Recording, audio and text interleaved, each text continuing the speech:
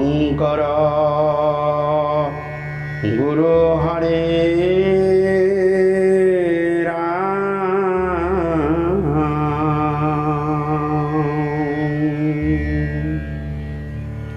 শ্রীকৃষ্ণায় নমঃ। কৃষ্ণায়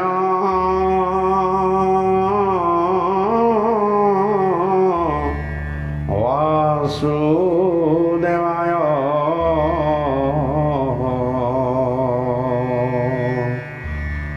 দৈবকী নন্দনায়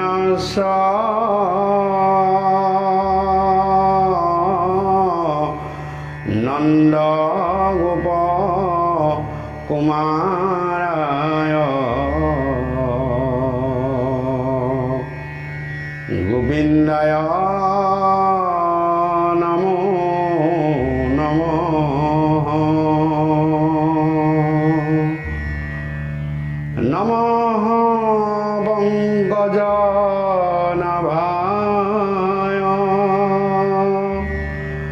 নমঃ পঙ্কজমালিনে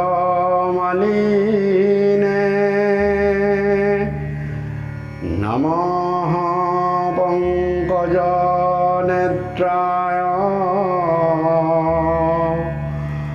নমস্তে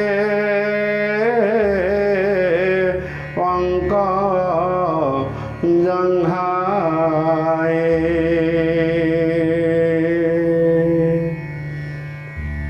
বসুদেবং সুতং কৃষ্ণং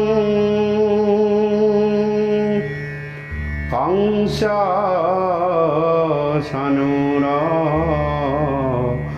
মর্দনম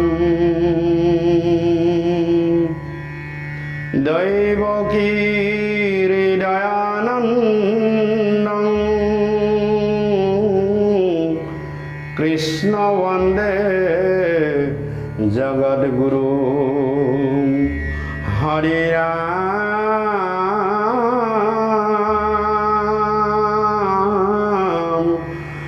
রাম রাম রাম।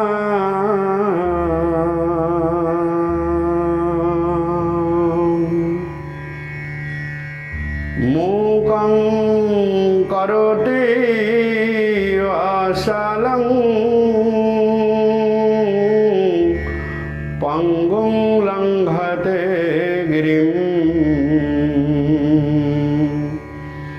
যৎকৃপাতমহং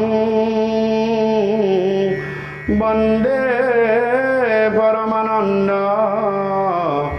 মাধবং বন্দে পরমানন্দ মাধবং বন্দে পরমানন্দ মাধবং। কৃষ্ণ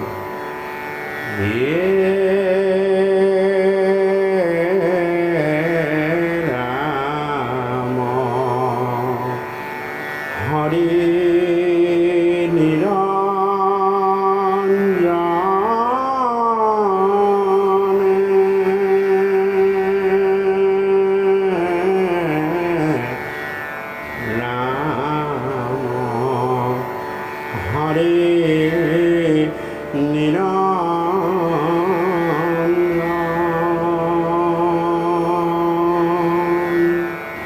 কৃষ্ণ জয় জয়তে মোৰ দুজনা গুৰু দুখানী হয় শ্ৰীচৰণ স্মৰণ কৰি সেৱন কৰি বন্দন কৰি আজি কীৰ্তন ঘোষা পাঠ আৰু তত্ত্ব কথা আলোচনা অনুষ্ঠানত মোৰ মহাপুৰুষ দয়ালু কৃপালু গুৰুজনাৰ থাকিবৰ স্থান কীৰ্তন ঘোষাৰ প্ৰহ্লাদ চৰিত্ৰৰ দশম কীৰ্তন ভাঙি পাঠ আৰু বিশ্লেষণৰ কাৰণে আপোনাসকলৰ মাজলৈ আহিছোঁ। মোৰ শ্ৰদ্ধাৰ বাপ বান্ধৱ আই মাতৃ সমস্ত শ্ৰীচৰণত শতকোটিবাৰ প্ৰণাম জনাই আমি আজি এই অনুষ্ঠান আৰম্ভ কৰিবলৈ লৈছোঁ।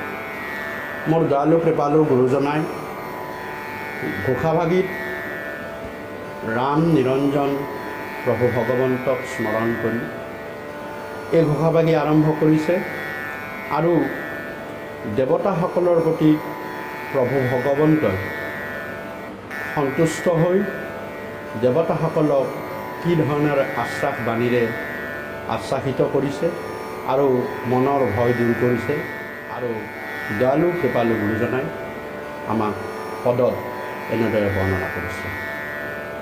হে হৰি ৰাম,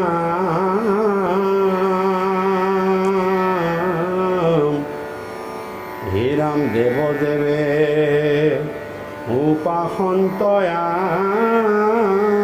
আছে,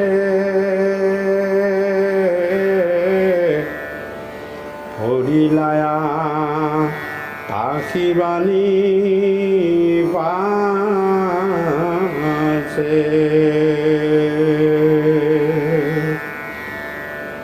হে ৰাম দেৱগণ নকৰিবা ভয়,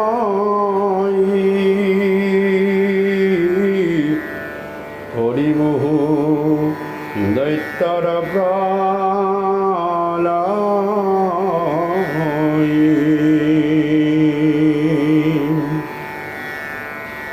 হে ৰাম এইটো দুখ হয় উপশান্তি,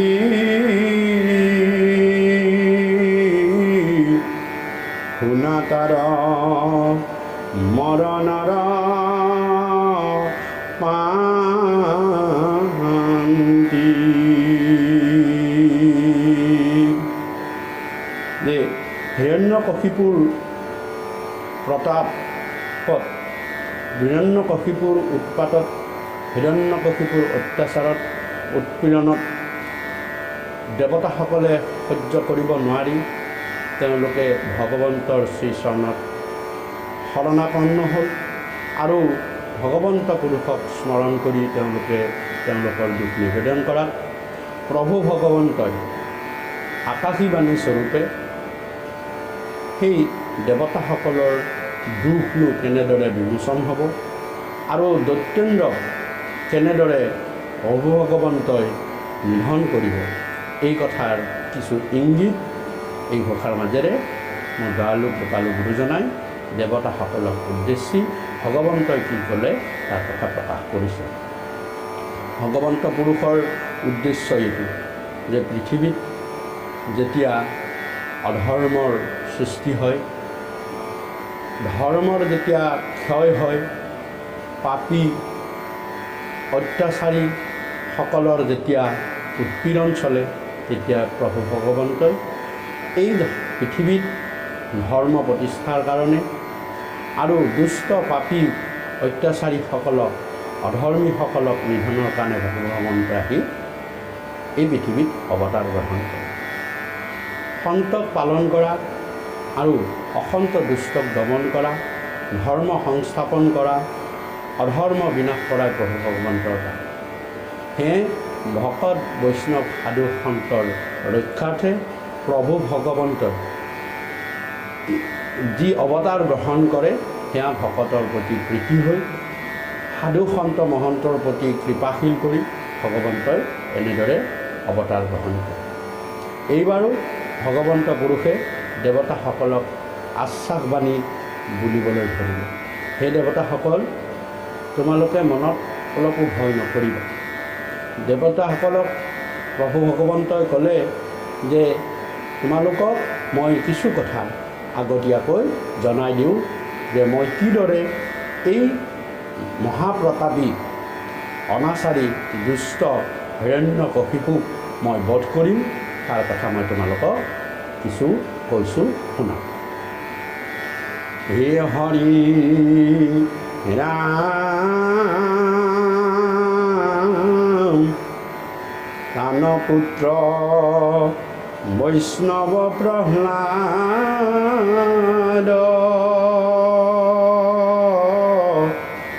তাংক কৰে জয়খানি বিবাদ,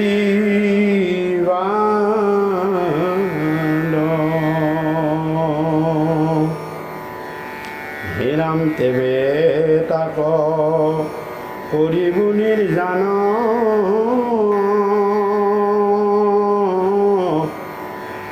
হেৰাম ভকতে সে জানা মোৰ প্ৰাণ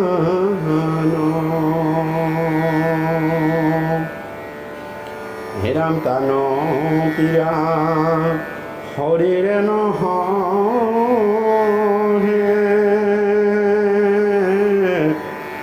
হেৰাম ভকতৰ দুখে হৃদি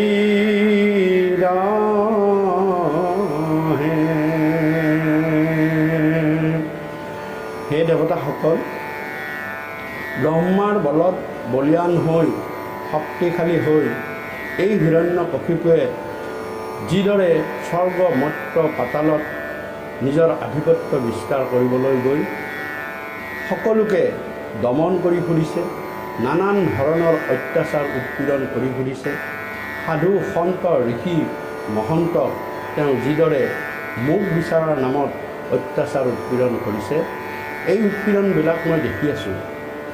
মই এনেকুৱা অধৰ্মী অনাচাৰী অত্যাচাৰীক নিধন কৰিবলৈ মই নিশ্চয় খুব কম সময়ৰ ভিতৰতে এই ভাগাতলত গৈ এই মৰ্ত্যত গৈ মই অৱতাৰ গ্ৰহণ কৰিম। এইদৰে কৈছে।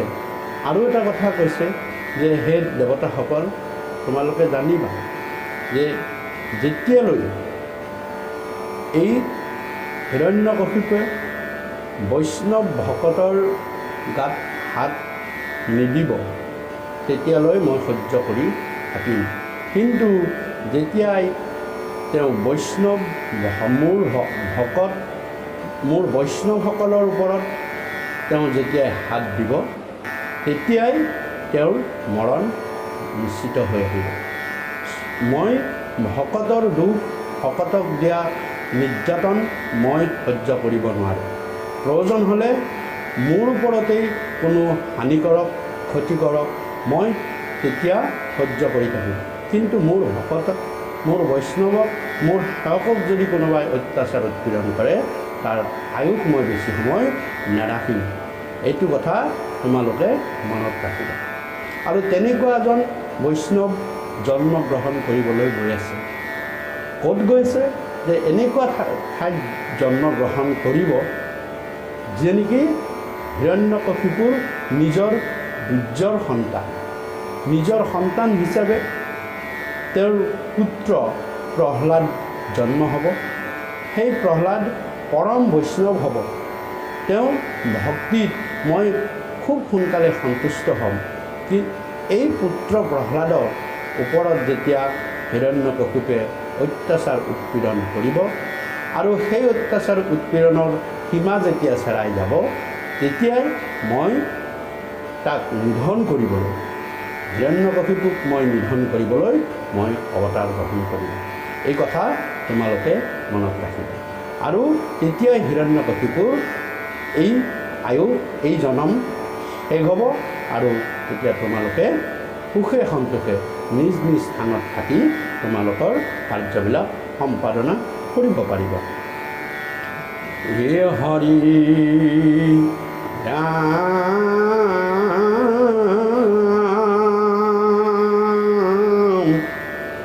নিৰ্ভয়ে থা কিউ দেৱগণ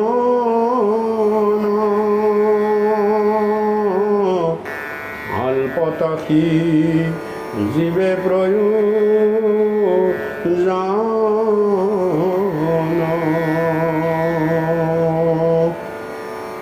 হে ৰাম দেৱগণ নিৱৰ্তিয়া গৈল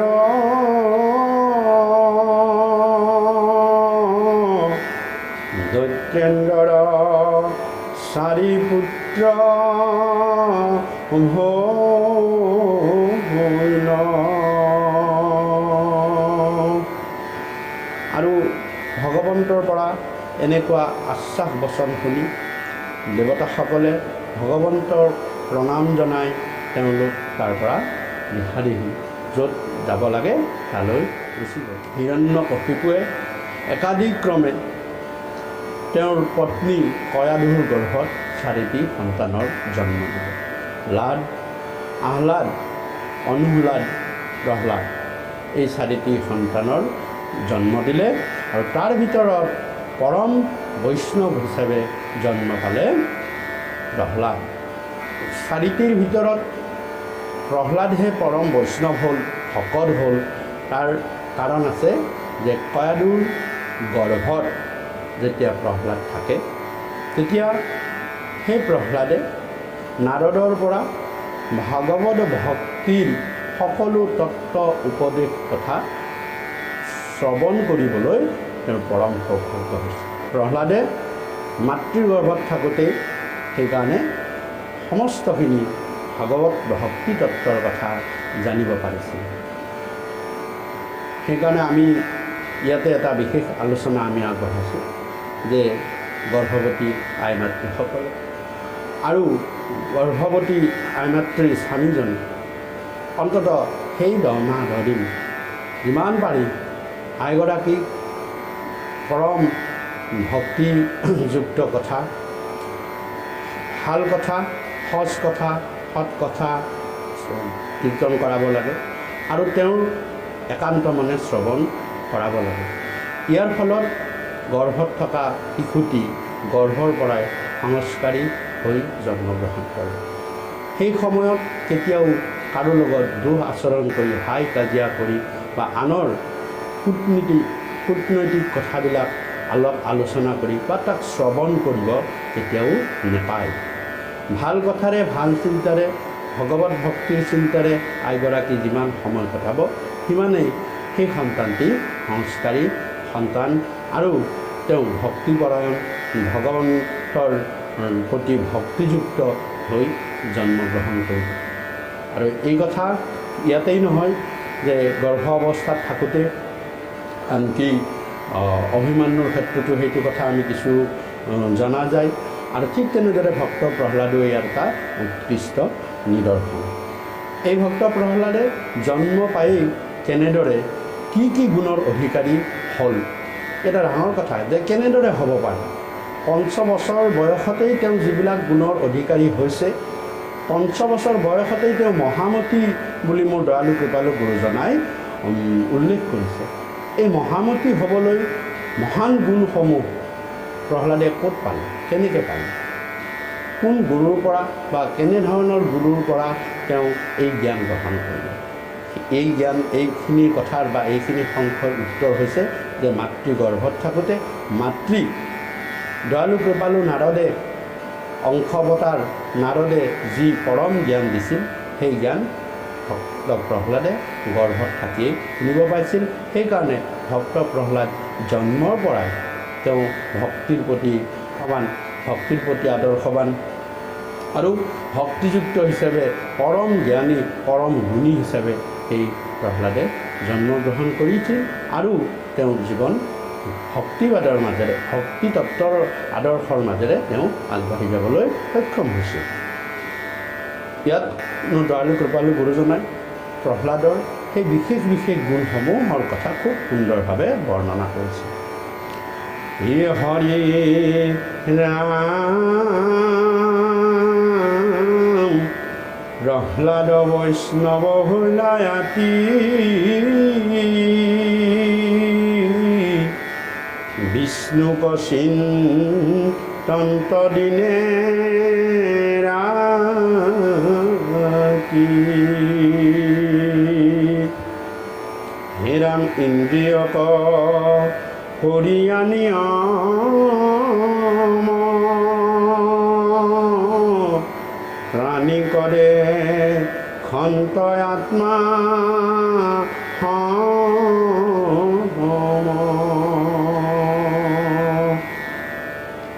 হে ৰাম ৰূপে গুণে বিদ্যাত পাৰ্গত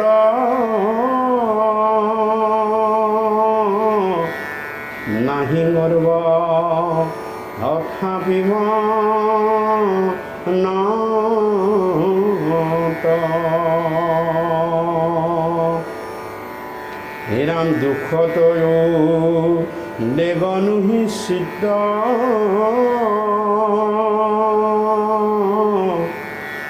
নাহি স্পৃহা সুখতো কিঞ্চিত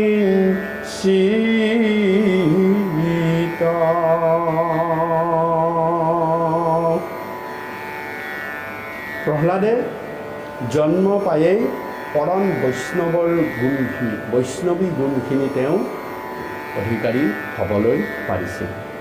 তেওঁ আৰাধ্য একমাত্ৰ দেৱ আছিল বিষ্ণু, যি বিষ্ণুক বিচাৰিয়েই তেওঁ পিতৃ হিৰণ্যকশিপুৱে চলাথ কৰিছিল। আৰু হিৰণ্যকশিপুৰ যি প্ৰধান শত্ৰু আছিল বিষ্ণু, সেই বিষ্ণুকেই উপাস্য দেৱতা হিচাপে প্ৰহ্লাদে হৃদয়ত স্থাপন কৰি লৈছিল আৰু বিষ্ণুৰ কথাই দিনে ৰাতি চিন্তা কৰি যাব ধৰিছিল। তাৰোপৰি সৰু কালৰে পৰা পঞ্চবৰিষৰ পৰাই তেওঁ ইন্দ্ৰিয়বিলাকক দমন কৰিব পাৰিছিল। তেওঁ জিতেন্দ্ৰিয় হৈ গৈছিল। ইন্দ্ৰিয়বিলাকক কেনেদৰে দমন কৰিছিল? যে তেওঁৰ ইন্দ্ৰিয়বিলাক বাহ্যিক সুখ আনন্দৰ কাৰণে ব্যৱহাৰ নকৰি যিটো অভ্যন্তৰীণ সুখ আনন্দ বা ঐত্যান্তিক সুখ আনন্দ সেইবিলাকৰ প্ৰতিহে ধাবিত কৰিছিল। আমাৰ বহুত বয়সলৈকে আমি এই কথা অনুধাৱন কৰিব নোৱাৰোঁ। আমি ইন্দ্ৰিয় সুখখিনি বাহ্যিকৰ ফাললৈ টানি লৈ যাওঁ। যিমান দিনলৈ আমি ইন্দ্ৰিয়ৰ সুখখিনি বাহ্যিকতাৰ ফালে মায়াৰ ফাললৈ টানি লৈ যাম, সিমানে আমি দুখে পাম। আমি কেতিয়াও সুখ নেপাওঁ।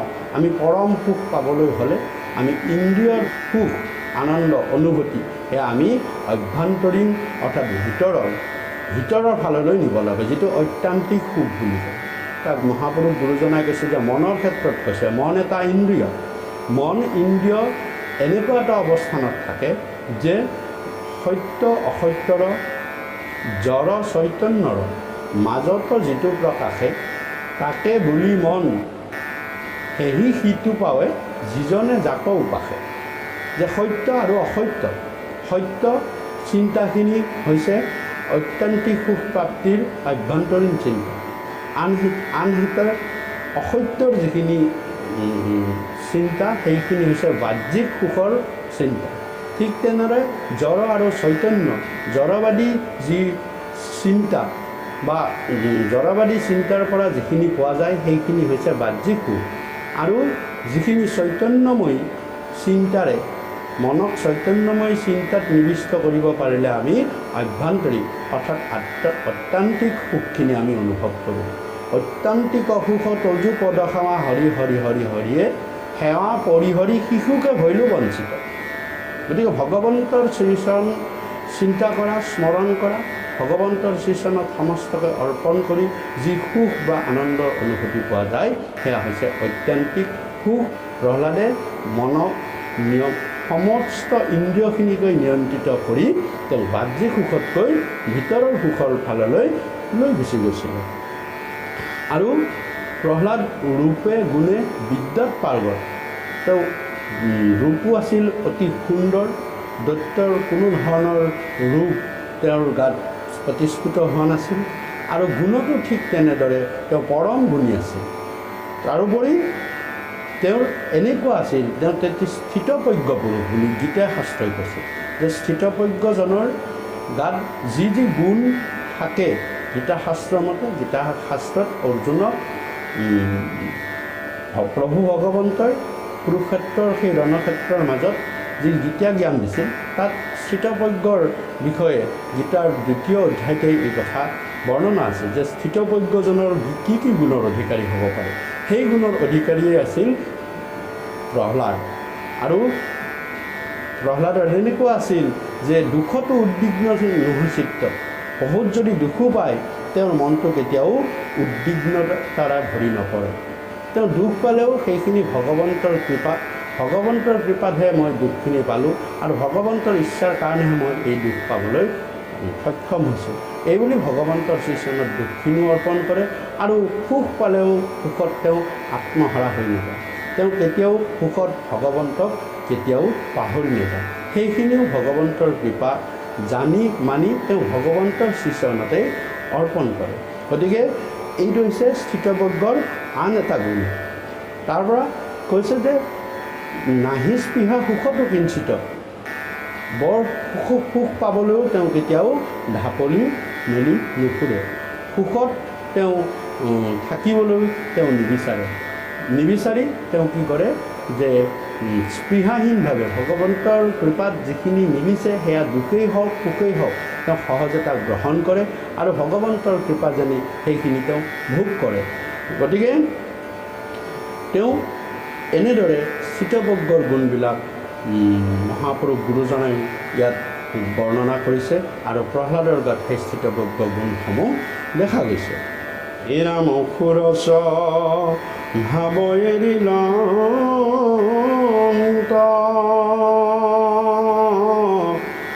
কামজিনী ভৈলয় উপশান্ত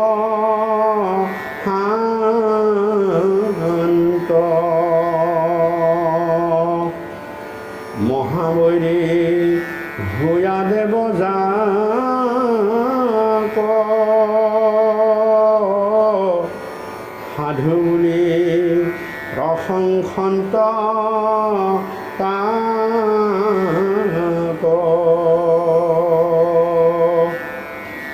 পঞ্চবৰী সতে মহামতী ক্ৰীড়া এৰি কৰন্ত ভকতি ৰাম নিত্যান্তে হৰিক কৰি ধ্যান হৰি বিনে নেদেখন্ত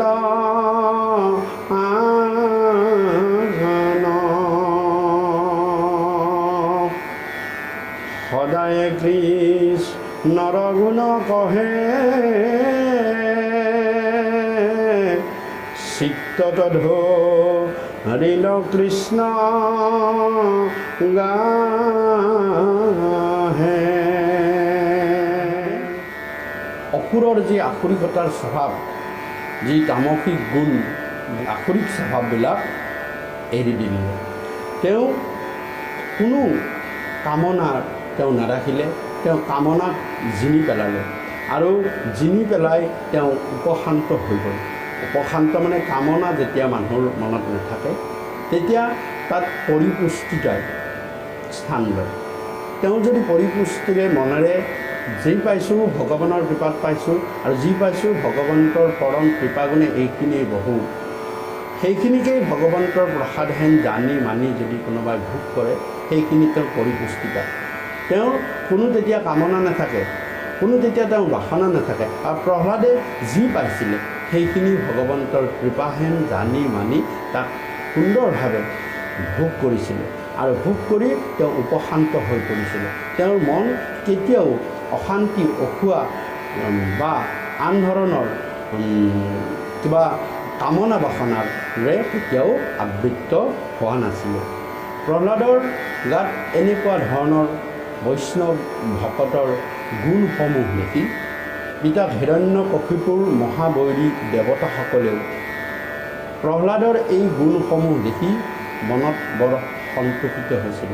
তেওঁলোকে মহাবৈৰী ভূয়া দেৱ যাক সাধু বুলি প্ৰশংসন্ত, তাতে ভগৱন্ত পুৰুষে ঠিকেই কৈছিলে যে এই প্ৰহ্লাদ মহা সাধু সন্ত মহন্ত, তেওঁ বৈষ্ণৱ ভকত হ'ব আৰু এওঁৰ গাত যেতিয়াই হিৰণ্যকশিপুৰে হাত দিব, এওঁৰ ওপৰত যেতিয়া অত্যাচাৰ উৎপীড়ন কৰিব, তেতিয়া প্ৰভু ভগৱন্তই এই ভক্তৰ স্নেহত তেওঁ আহি অৱতাৰ গ্ৰহণ কৰি হিৰণ্যকশিপুক বধ কৰিব। গতিকে মহাবৈৰী দেৱতাসকলেও প্ৰহ্লাদৰ এই গুণৰ প্ৰশংসা কৰিছিলে।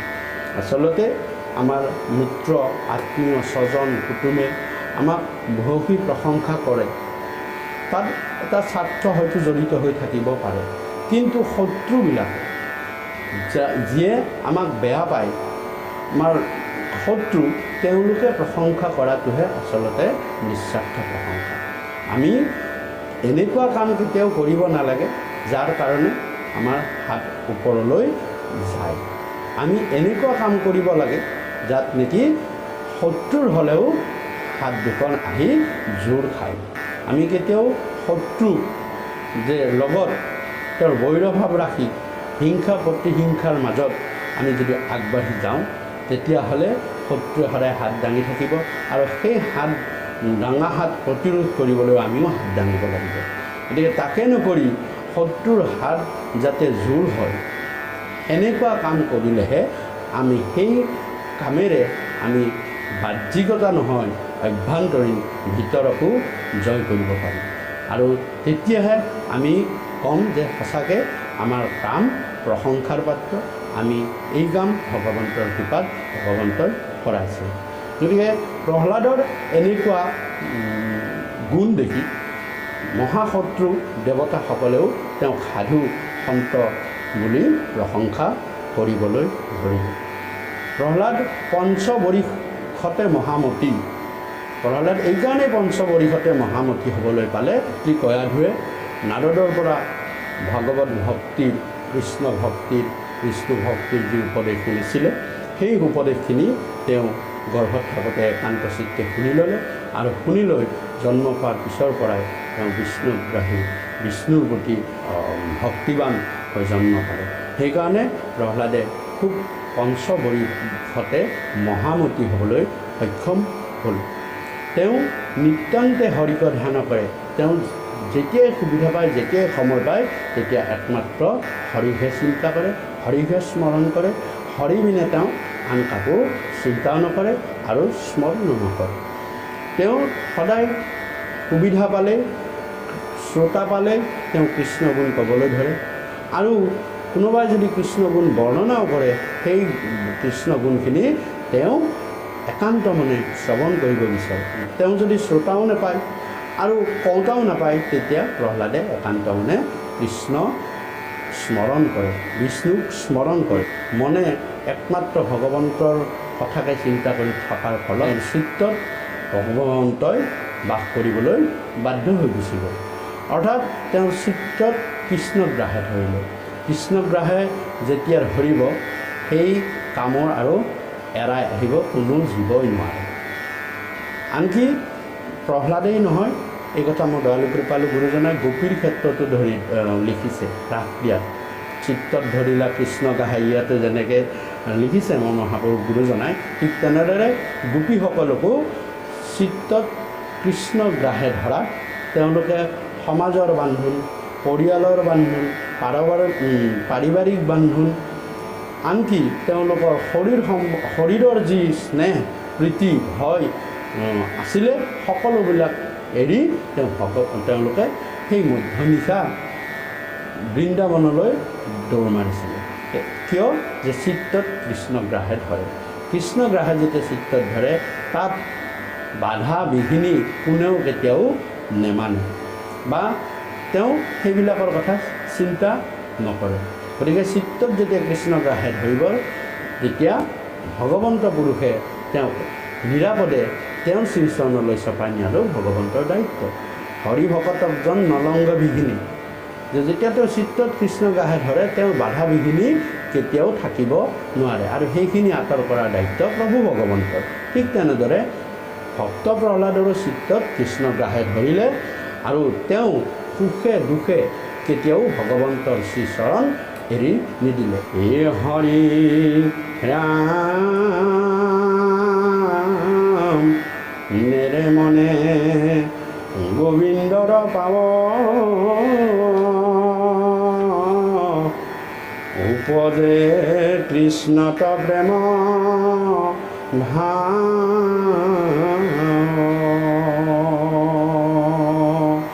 গোবিন্দৰ শ্ৰীচৰণ তেওঁ কেতিয়াও নেৰিলে গোবিন্দৰ প্ৰেমত তেওঁ মতলীয়া হৈ গ'ল অ কৃষ্ণৰ চিন্তায়ে দ্ৰৱে মন কেহু বেলা কৰন্ত প্ৰাণ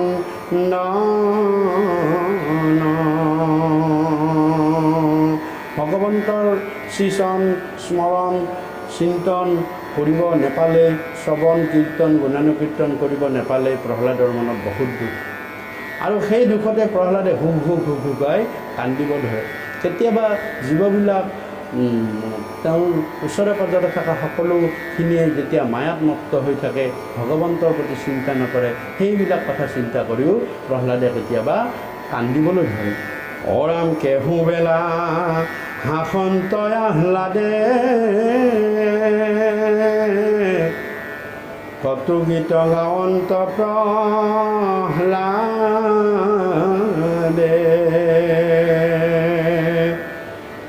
গোবিন্দক আনন্দে ডাকন্ত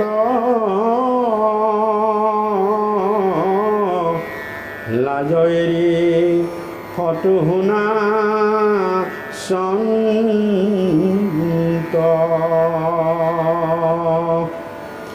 হে ৰাম হৰি বুদ্ধি হৈ আপোনাক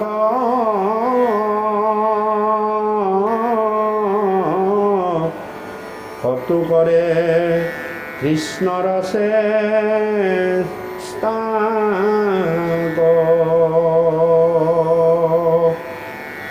হে ৰাম আনন্দে লোক যাই বহি হে নমাতি থা সন্ত কতু ৰহি হৰিষতে তনু ৰোমাঞ্চিত হে ৰাম কৃষ্ণ তেওঁৰ পিল প্ৰাণ শীত আৰু কেতিয়াবা ভক্ত প্ৰহ্লাদে ইমানকৈ হাঁহিবলৈ ধৰে যে যেতিয়াই জীৱ লগৰীয়াবিলাকে ভগৱন্তৰ নামৰ প্ৰতি আগ্ৰহী হৈ প্ৰহ্লাদক ভগৱন্তৰ কথা সুধিবলৈ ধৰে প্ৰহ্লাদে বৰ ভাল পায় মনত আনন্দ পায় তেওঁ ভগৱন্তৰ সেইবিলাক গুণানুকীৰ্তনখিনি ক'বলৈ পালে তেওঁ বৰ আনন্দ পায় মনত হাঁহিবলৈ ধৰে আনকি ভগৱন্তই জীৱৰ প্ৰতি যি দয়া যি কৃপা কৰিছে উদ্ধাৰৰ পথ দেখুৱাইছে এইবিলাক কথাৰ মনলৈ অহাৰ লগে লগেও ভগৱন্তৰ প্ৰতি ভক্ত প্ৰহ্লাদৰ মন আনন্দৰে তেওঁ সন্তোষিত হৈ পৰে ভক্ত প্ৰহ্লাদৰ এনেকুৱা ধৰণৰ ভগৱত ভক্তিৰ প্ৰতি ভগৱান ভক্তিৰ প্ৰতি আত্মবিভোৰ হোৱাৰ অৱস্থাই আমাক ইয়াকে বুজাইছে যে ভক্তি যেতিয়া গাত লক্ষণে দেখা দিব মন যেতিয়া ভক্তিৰে পৰিপূৰ্ণ হ'ব আমাৰ চিন্তাবিলাক যেতিয়া ভিতৰমুখী অৰ্থাৎ অত্যন্তিক সুখৰ প্ৰতি যেতিয়া অনুভূত হ'ব তেতিয়া আমাৰ বাহ্যিক শৰীৰটোতো এনেকুৱা ধৰণৰ লক্ষণবিলাকে দেখা দিয়ে কেতিয়াবা লগৰ শিশুসকলক মাতি আনি কয় যে আহা আমি বিষ্ণু নাম কৃষ্ণ নাম গুণ আমি কীৰ্তন কৰোঁ এইবুলি তেওঁ সকলোকে আনি তেওঁ মাজত থিয় হৈ কোনো ধৰণৰ দ্বিধাবোধ লাজবোধ নকৰি একান্ত চিত্তে তেওঁ উচ্চস্বৰে হৰিনাম গাবলৈ ধৰে তাত কোনো লাজ নাই কোনো দ্বিধা নাই কোনো ভয় নাই আৰু কেতিয়াবা হৰিবুদ্ধি হৈ আপোনাক নিজকেই ভগৱানৰ নিচিনা বুলি ভাবি তেওঁ ভগৱানৰ অভিনয় কৰিবলৈ ধৰে যি অভিনয় গোপীসকলেও বৃন্দাবনৰ মাজত কৰাৰ কথা মোৰ দয়ালু কৃপালু গুৰুজনাই ৰাসক্ৰিয়াত বৰ্ণনা কৰিছে কতু কৰে কৃষ্ণৰ চেষ্টা তেওঁ কেতিয়াবা কৃষ্ণ হ'বলৈ চেষ্টা কৰে আৰু লগৰবিলাকক এনেকুৱা ধৰণৰ কৃষ্ণ গুণৰ কথা কৃষ্ণ লীলাৰ কথা কৃষ্ণ যশৰ কথা কয় আৰু নিজেও কৃষ্ণ হৈ সেইবিলাক অভিনয় কৰি দেখুৱাই দিয়ে আৰু হঠাতে কেতিয়াবা নেমাতি তেওঁ ৰৈ থাকে কাৰণ তেতিয়াও তেওঁৰ মনলৈ এনেকুৱা এটা ভাৱ আহে যে ভগৱন্ত পুৰুষৰ তেওঁ একান্ত মনে যেতিয়া চিন্তা কৰিব আৰু ভগৱন্ত পুৰুষক তেওঁ নিবিড়ভাৱে হৃদয়ত ধ্যান কৰিব তেতিয়া তেওঁ একো কথা নামাতি একমাত্ৰ ভগৱত চিন্তাৰ মাজেৰে তেওঁ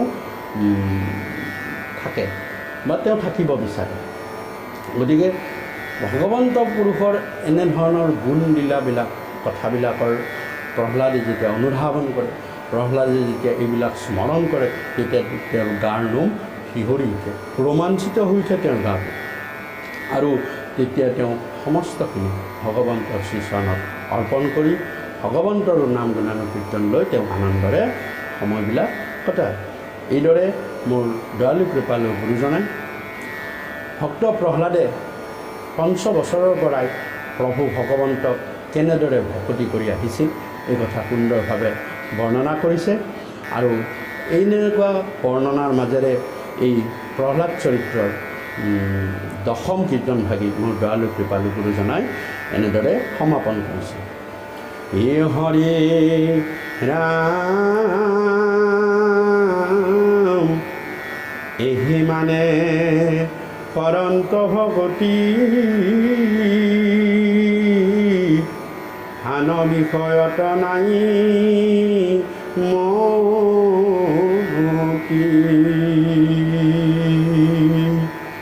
হে ৰাম কৃষ্ণৰ কিংকৰে ভুৱনে হৰি হৰি বোলা সৰ্ব জনে।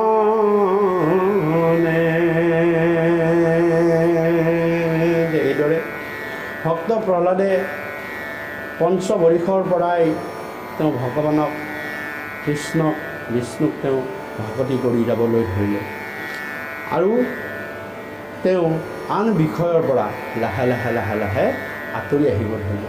কোনো বিষয় বাসনা সম্বন্ধৰ মাজত তেওঁ নাথাকিলে আৰু ভগৱত ভক্তিৰ ফালে তেওঁ আগবাঢ়ি যাবলৈ ধৰিলে। এইদৰে মোৰ দয়ালু কৃপালু গুৰুজনাই কীৰ্তনৰ প্ৰহ্লাদ চৰিত্ৰৰ দশম কীৰ্তন ভাগি এনেদৰে সমাপন কৰিছে। সেই সেৱাস্থলী বা বান্ধৱ আই মাতৃ সমস্ত আমিও কীৰ্তন ঘোষা পাঠ আৰু তত্ত্ব কথা আলোচনাৰ 26 নম্বৰ খণ্ডটি আমি ইমানতে সমাপন কৰিছোঁ। মৃতময় বাণীখিনি আমি বিচাৰ বিশ্লেষণ কৰোঁতে অনেক কিবা ভুল ভ্ৰান্তি দোষ অপৰাধ অস্বদীৰ্ঘ বঢ়াটোতে হ'ব পাৰে। আমাৰ কথনে মথনে বাক্য বচনে অনেক ভুল ত্ৰুটি হ'ব পাৰে। সৰ্ব অপৰাধ আপোনাসৱে মৰিখন কৰিব আৰু এইদৰে কৃষ্ণ কথা অমৃত হেন জানি মানি এই কথা শ্ৰৱণানন্দে আমাক কৃতাৰ্থ কৰিব। আমি আটাইৰে শ্ৰীচৰণত পুনৰ সেৱা ভাগি জনাই আজিৰ এই অনুষ্ঠান ইমানতেই সমাপন কৰিলোঁ। কৃষ্ণ কৃষ্ণ কৃষ্ণ।